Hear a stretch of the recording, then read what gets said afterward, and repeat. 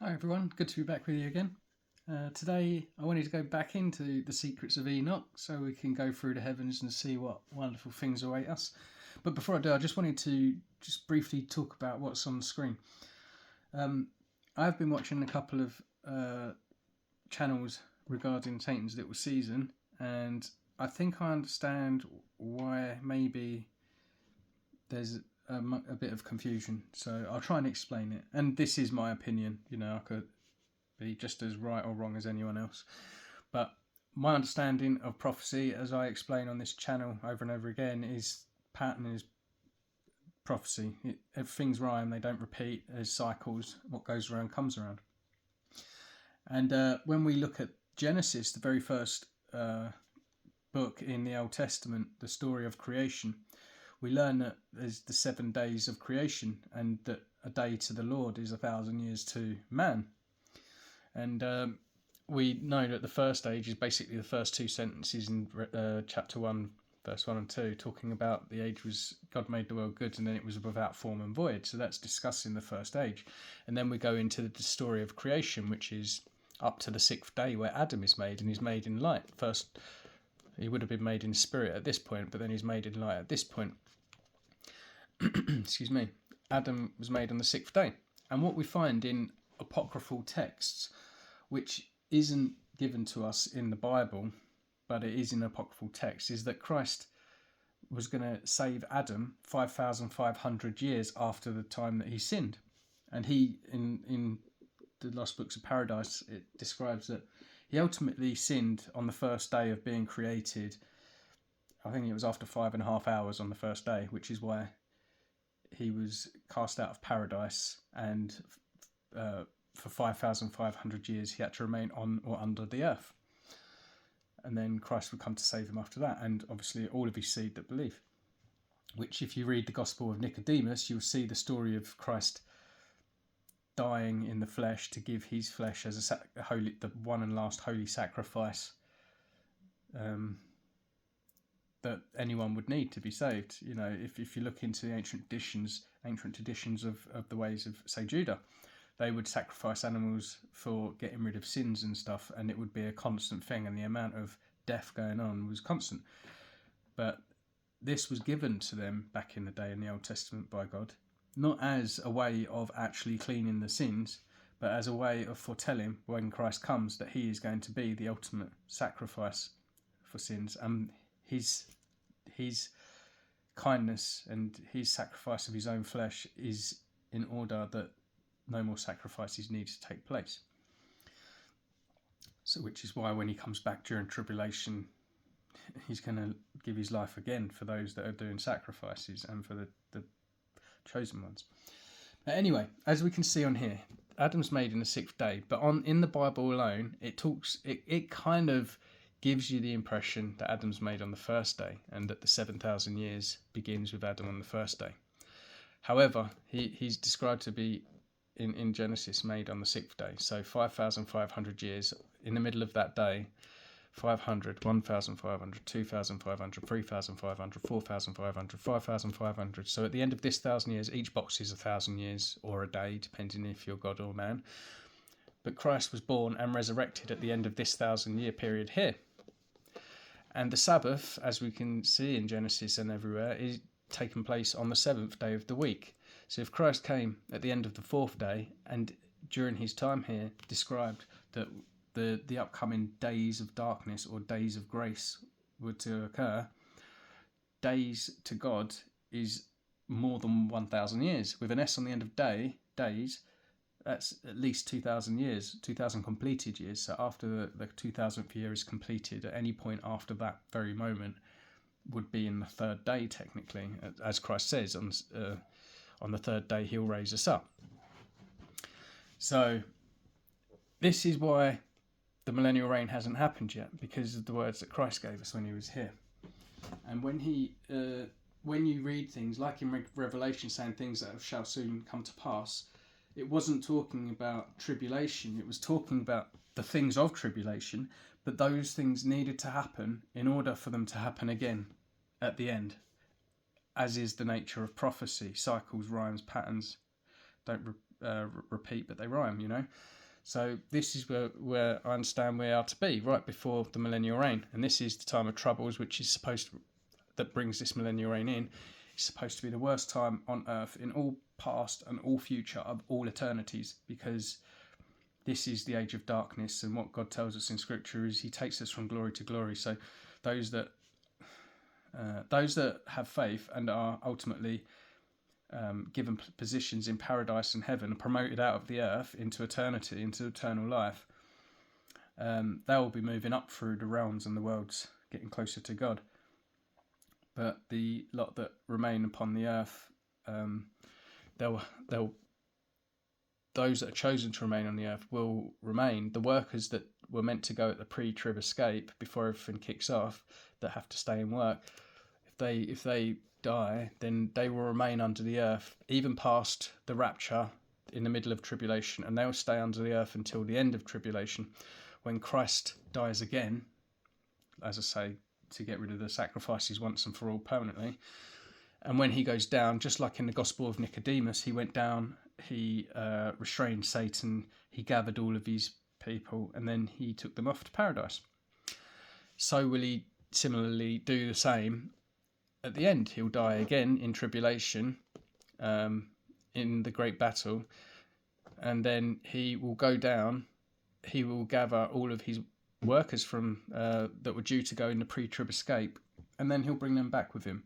And then the next thing you hear in Revelation is he will be on Mount of Olives with the 144,000.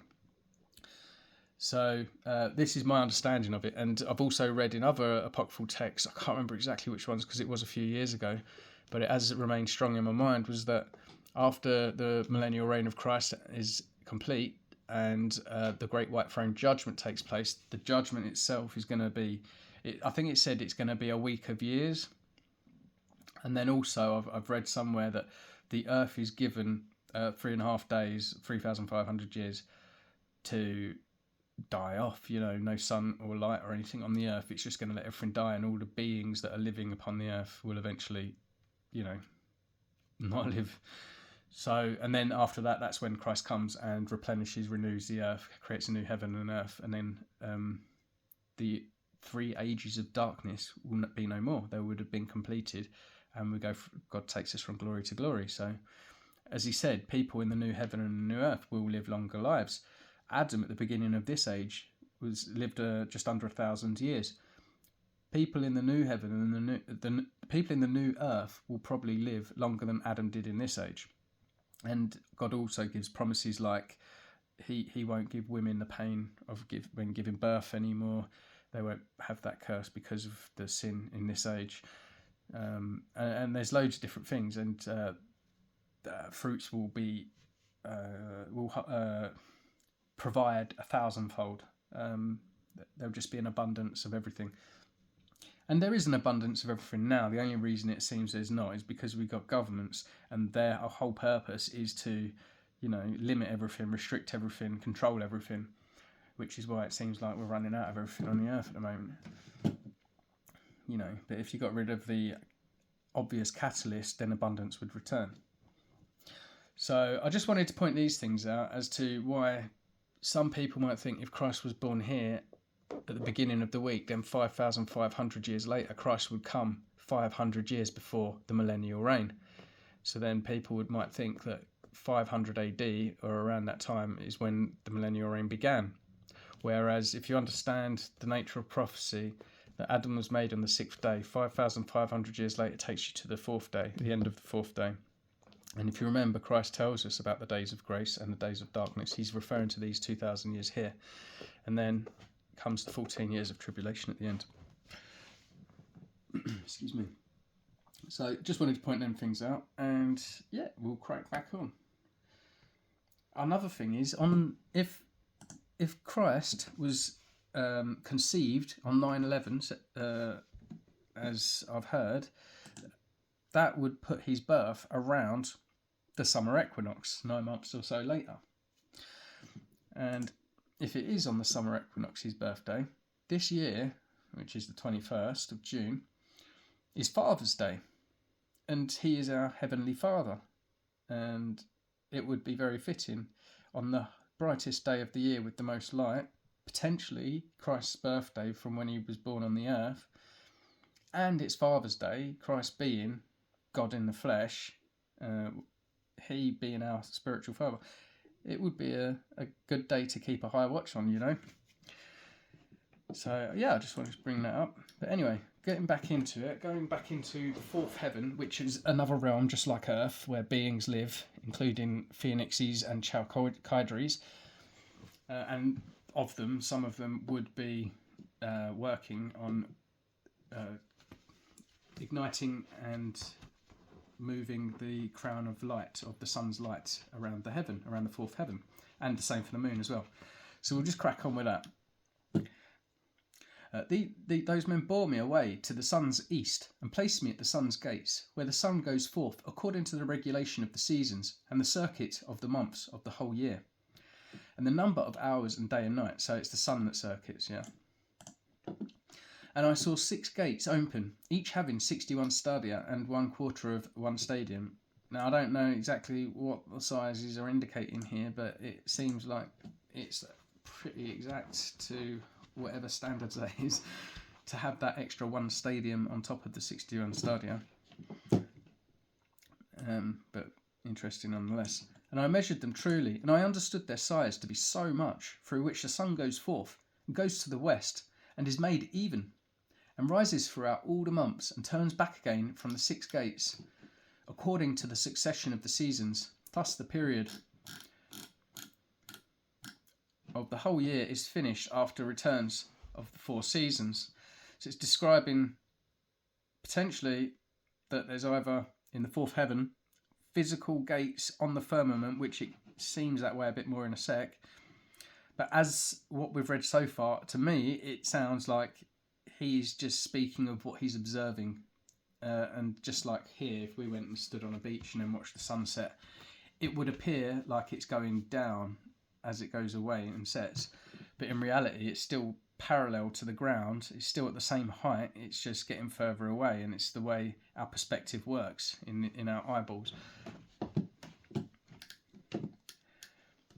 Same as like when you look at a train, stand on a train track and look down it and it's straight all the way into the horizon, it looks like the tracks meet in the middle at the horizon point, but in reality if you keep following that track they never meet, they just appear to.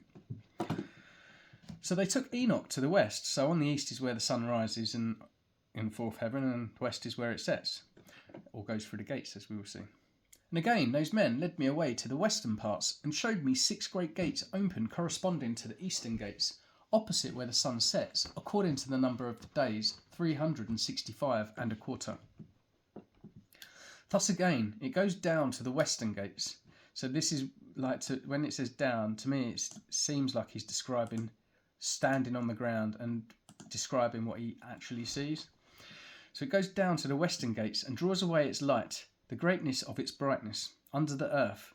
For since the crown of its shining is in heaven with the Lord. So here, this is the bit I wanted to point out in the last video. The crown of the sun's shining is in heaven with the Lord, and guarded by 400 angels, while the sun goes round on a wheel under the earth, and stands 7 great hours in night, and spends half of its course under the earth. So as I was also trying to explain in the previous video, the 7 hours of night. So I was trying to point it out on old maps, but if you was to look at, I don't know if you can see that, from America to Australia, this is the Pacific Ocean, and it's the biggest mass of water on the flat earth. So if you was to put a clock on this circle, you would see that the from the centre to the bottom of South America there, from the centre to there, and then also over to somewhere up here is about 7 hours, where most people in the world have experienced nighttime. And I know that the sun's still alight on the earth 24 hours a day, but once again it would make sense that the nighttime would be, the dimming of the sun would be in a place where it's hardly noticeable on the earth. So the angels goes around on the wheel under the earth. So the sun goes round on a wheel under the earth and stands 7 great hours in night and spends half of its course under the earth. When it comes to the eastern approach in the 8th hour of the night, it brings its light and its crown of shining, and the sun flames forth more than fire, i.e. the reigniting in the 4th heaven. Then the elements of the sun, called phoenixes and chalkidri, break into song. Therefore every bird flutters with its wings, birds on earth, rejoicing at the giver of light. And they broke into song at the command of the Lord. The giver of light comes to give brightness to the whole world, and the morning god takes shape, which is the rays of the sun, and the sun of the earth goes out and receives its brightness to light up the whole face of the earth. Obviously your face is on one side of your head, so, another way of explaining the plane rather than the globe. Showed me this calculation of the sun's going, and the gates which it enters, and those that are the great gates of the computation of the hours of the year. For this reason, the sun is a great creation, whose circuit lasts 28 years and begins again from the beginning. Now he's going to watch the moon, still in the 4th heaven. Those men showed me to other course, that of the moon, 12 great gates crowned from the west to east, by which, see, this is where it's talking about gates from west to east and being opposite the ones on the other side. It seems to me like they're physical gates in this instance. Very interesting.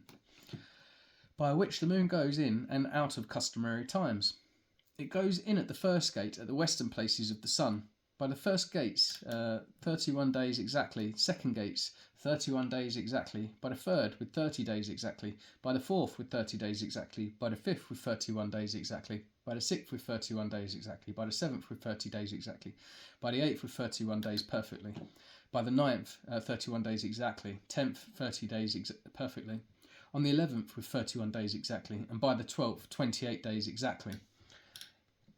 Which is quite interesting, that being February. We all know that February is the shortest month of the year in the current calendar. So it's saying here at this point in time that the 12th month was February. And it goes through the western gates in the order and number of the east. This is circa 5,300 years ago that Enoch lived on the earth. And it goes through the western gates in the order and number of the eastern, and accomplishes the 365 and a quarter days of the solar year, while the lunar year has 354. And there are wanting to it 12 days. I think it's 11 and a quarter, but we'll go over it. 12 days for the solar circle, which are the lunar epochs of the whole year. Thus too, the great circle contains 532 years.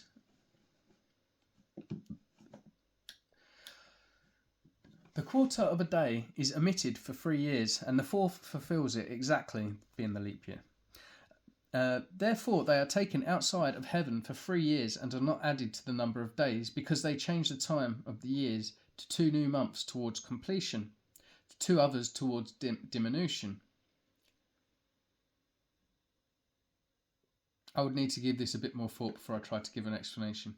But as far as I'm understanding, that's talking about the leap year, ignoring the first 3 years and letting the time cut short, and then on the 4th year counting the extra day.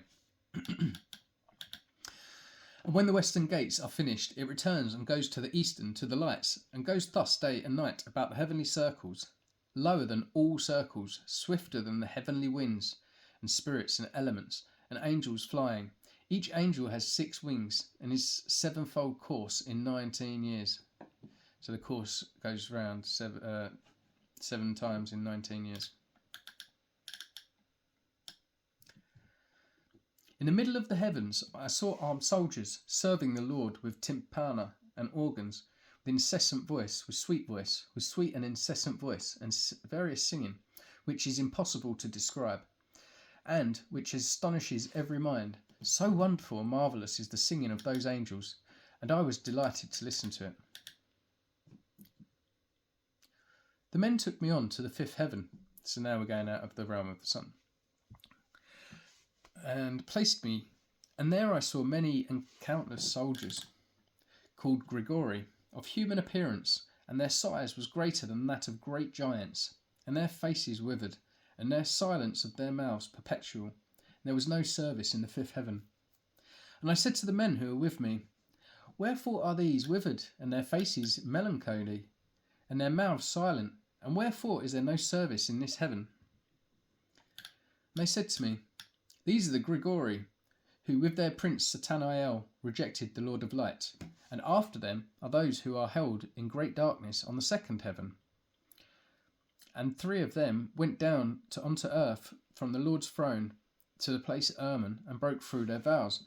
I don't know why it says 3 there. I know we had 200 go to Mount Hermon, so I'm not quite sure what that's about.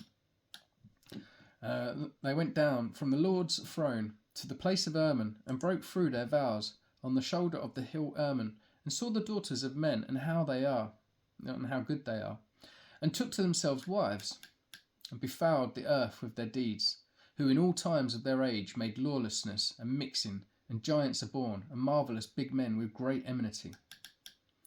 And therefore God judged them with great judgment, and they weep for their brethren, and they will be punished on the Lord's great day. And I said to the Grigori, I saw your brothers and their works, and their great torments, and I prayed for them, but the Lord has condemned them to be under the earth till heaven and earth shall end forever. And I said, Wherefore do you wait, brethren, and do not serve before the Lord's face, and have not put your services before the Lord's face, lest you anger your Lord utterly? And they listened to my admonition, and spoke to the 4 ranks in heaven. And lo, as I stood with those 2 men, 4 trumpets trumpeted together with a great voice, and the Grigori broke into song with one voice, and their voice went up before the Lord pitifully and affectingly. And this is the realm. The fifth heaven is where Satan was from, and then the second heaven is where the 200 fallen ones are from. And their entire realms have been put in darkness because of the individuals that came down from them realms. And thence those men took me and bore me up into the 6th heaven, and there I saw 7 bands of angels, very bright and very glorious, and their faces shining more than the sun shining, glistening, and there is no difference in their faces, or behaviour, or manner of dress. And these make the orders, and learn the goings of the stars, and all alteration of the moon, or revolution of the sun, and the good government of the world. And when they see evil doing, they make commandments and instruction, and sweet and loud singing, and all songs of praise. These are the archangels, who are above angels, measure all life in heaven and on earth, like Archangel Gabriel, Michael, and so on, are from the 6th heaven. And the angels who are appointed over seasons and years, and the angels who are over rivers and sea, and who are over the fruits of the earth, and the angels who are over every grass, giving food to all, to every living thing, and the angels who write all the souls of men, and all their deeds, and all their lives before the Lord's face, in the middle of 6 phoenixes and 6 cherubim, and 6 winged ones, continually with one voice, singing one voice, and it's not possible to describe their singing. And they rejoice before the Lord at his footstool. And as you know, the Lord's footstool is the earth, the realm of earth. And hence they took Enoch to the 7th heaven. And yeah, as you'll find out as we go through this, the 7th heaven is the realm of Christ, and the 10th heaven is the realm of the Father. And the 8th and 9th is the zodiac and the accommodation of those. Hence they took Enoch to the 7th heaven, and they lifted me up hence to the 7th heaven. And I saw there a very great light, fiery troops and great archangels, incorporeal forces and dominions, orders and governments, cherubim and seraphim. And Satan, Samael, was a seraphim. He was a seraph from the 5th heaven. Thrones and many-eyed ones, 9 regiments, the ironite stations of light. And I became afraid, and began to tremble with great terror. And those men took me, and led me after them, and said to me, Have courage, Enoch, do not fear. And they showed me the Lord from afar, sitting on his very high throne. For what is there on the 10th heaven, since the Lord dwells here? On the 10th heaven is God. In the Hebrew tongue he is called Aravoth. And all the heavenly troops would come and stand on the 10 steps according to their rank. And now if you look at this in a prophetical cycle, the 10 realms could be the 10 steps, and those in the top step or the top realm are highest in rank. And would bow down to the Lord and would again go to their places in joy and felicity, singing songs in the boundless light with small and tender voices, gloriously serving him. And the cherubim and seraphim standing about the throne, the 6-winged and many-eyed ones, do not depart, standing before the Lord's face, doing his will, and cover his whole throne, singing with gentle voice before the Lord's face. Holy, holy, holy, the ruler of Sabbath, heavens and earth are full of your glory. When I saw all these things, those men said to me, Enoch, thus far it is commanded us to journey with you. And those men went away from me, and thereupon I saw them not. And I remained alone at the end of the 7th heaven, and I became afraid. And I fell on my face and said to myself, Woe is me, what has befallen me? And the Lord sent one of his glorious ones, the archangel Gabriel, and he said to me, Have courage, Enoch, do not fear. Arise before the Lord's face into eternity. Arise, come with me. And I answered him, and I said in myself, My Lord, my soul is departed from me, from terror and trembling. And I called to the men who led me up to this place. On them I relied, and it is with them I go before the Lord's face. And Gabriel caught me up, and as a leaf caught up by the wind, and placed me before the Lord's face. And I saw the 8th heaven, which is called, in the Hebrew tongue, Muzaloth, changer of the seasons, of drought and of wet, and of the 12 signs of the zodiac, which are above the 7th heaven. And then I saw the 9th heaven, which is called in the Hebrew Kuchuvim, where there are heavenly homes of the 12 signs of the zodiac.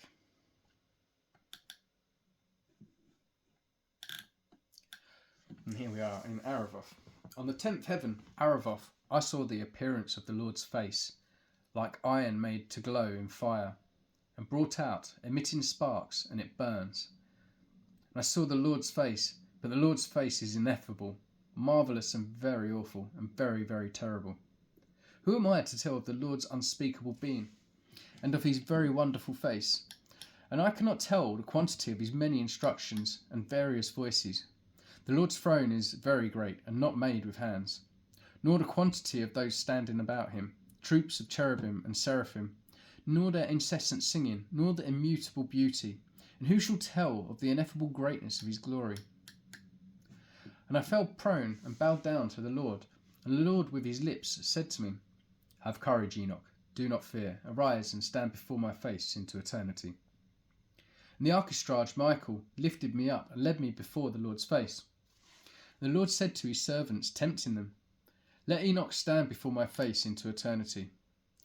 And the glorious ones bowed down to the Lord and said, Let Enoch go according to thy word.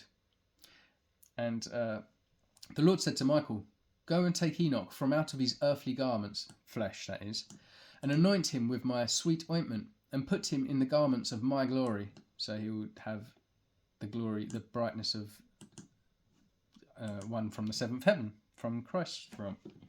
And Michael, sorry, this is the 10th heaven, so he might have actually got the glory from the 10th heaven here. And Michael did thus, as the Lord told him, he anointed me and dressed me, and the appearance of that ointment is more than the great light, and his ointment is like sweet dew, and its smell mild, shining like the sun's ray. And I looked at myself, and I was like one of the glorious ones.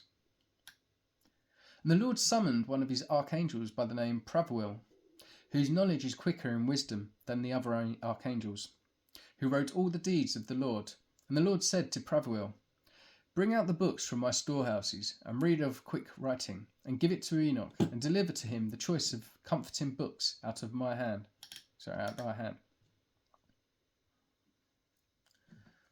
And he was telling me all the works of heaven, earth, and sea, and all the elements, their passages and goings, the thunderings of the thunders, the sun and moon, the goings and changes of the stars, the seasons, years, days, and hours, the risings of the wind, the number of the angels, the formation of their songs, and all human things, the tongue of every human song and life, the commandments, instructions, and sweet-voiced singings, and all things that is fitting to learn. And Pravil told me, all the things that I have told thee, we have written. Sit and write all the souls of mankind, however many of them are born, and the places prepared for them into eternity. For all souls are prepared to eternity before the formation of the world. So all those that are going to wherever they're going, we're always going there, whether they know it or not, because the Lord foresaw all of this in advance before he even created the world. He saw the end, which is how and why he tells us the end from the beginning. And all double 30 days and 30 nights. And I wrote all things exactly, and wrote 366 books. And the Lord summoned me and said to me, Enoch, sit down by my left with Gabriel. And I bowed down to the Lord. And the Lord spoke to me, Enoch, beloved, all thou seest, all things that are standing finished, I tell you, even before the very beginning. And all that I created from non-being, and visible things from invisible. Hear, Enoch, and take these my words, for not to my angels have I told my secret. And I have told not them their arise, nor my endless realm, nor have they understood my creating, which I tell thee today.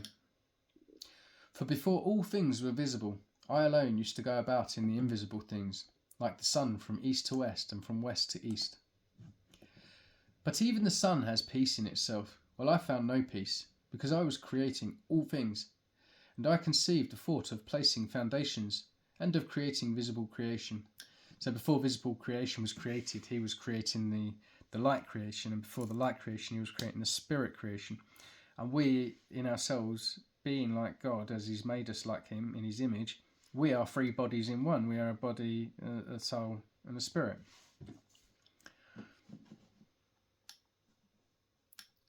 And I conceived the thought of placing foundations, and of creating visible creation.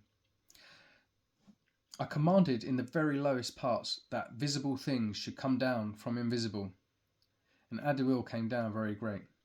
So here you can see how even when he creates the very first things, he's taking it from what's already created. There's a pattern, there's a rhyming to the way the Lord creates, also the way he speaks. In all things there's a pattern.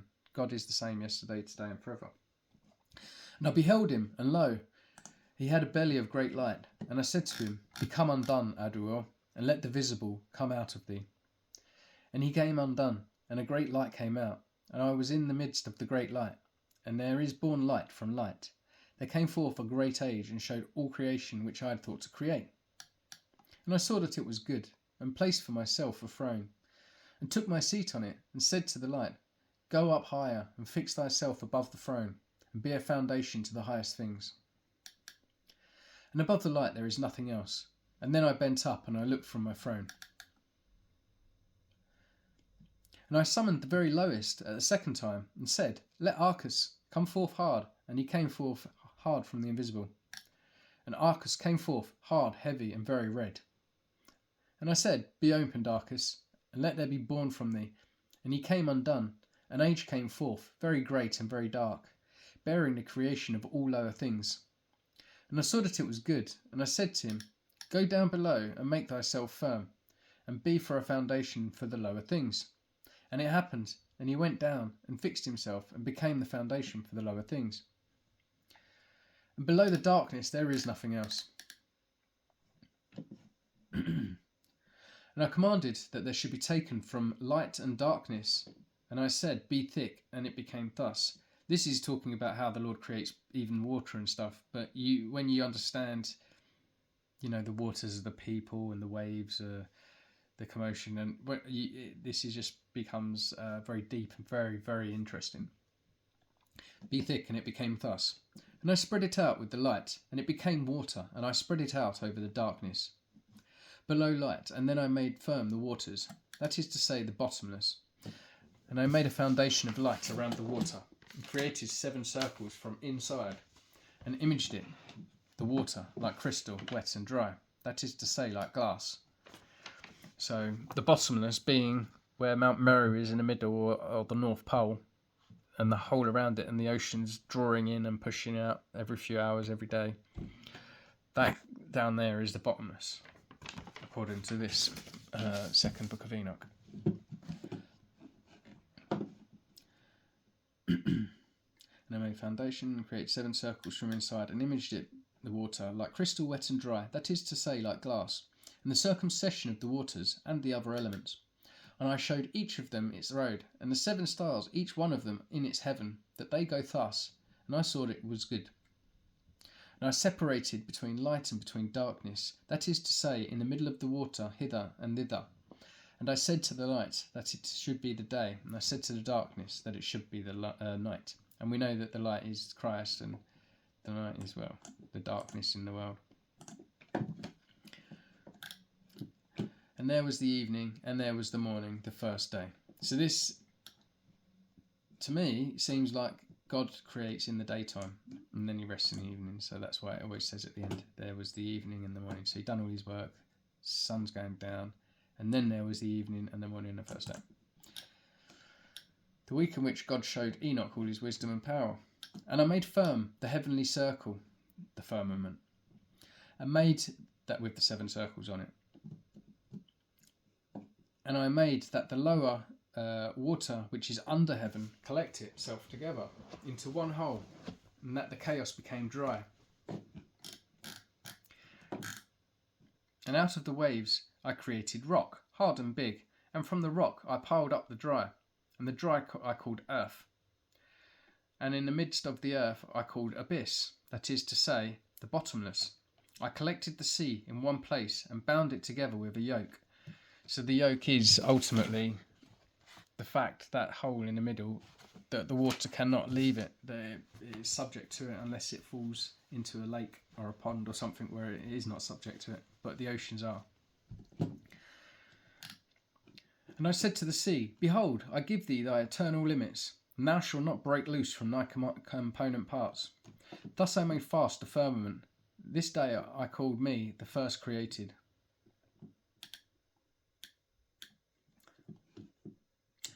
Yeah, I've heard that the firmament's like 3 fingers thick, and when the adversary's minions try to send bombs up to blow it up, they can't break it, even with their biggest, most powerful ones. Glory to God. And for all the heavenly troops, I imaged the image and essence of fire. And my eye looked at the very hard, firm rock, and from the gleam of my eye, the lightning received its wonderful nature, which is both fire in water and water in fire. And one does not put out the other, nor does one dry up the other. Therefore the lightning is brighter than the sun, softer than water, and firmer than hard rock.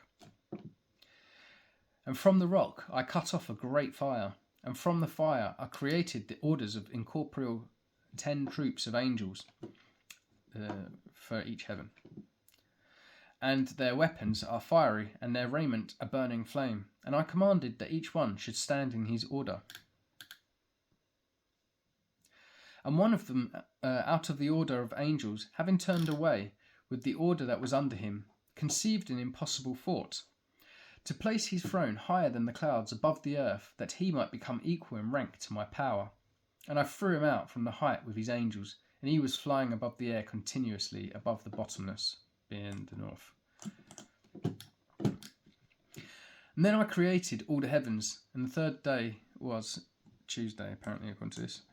On the third day I commanded the earth to make grow great and fruitful trees, and hills, and seed to sow. And I planted paradise, and enclosed it, and placed it armed guardians, flaming angels, and thus I created renewal.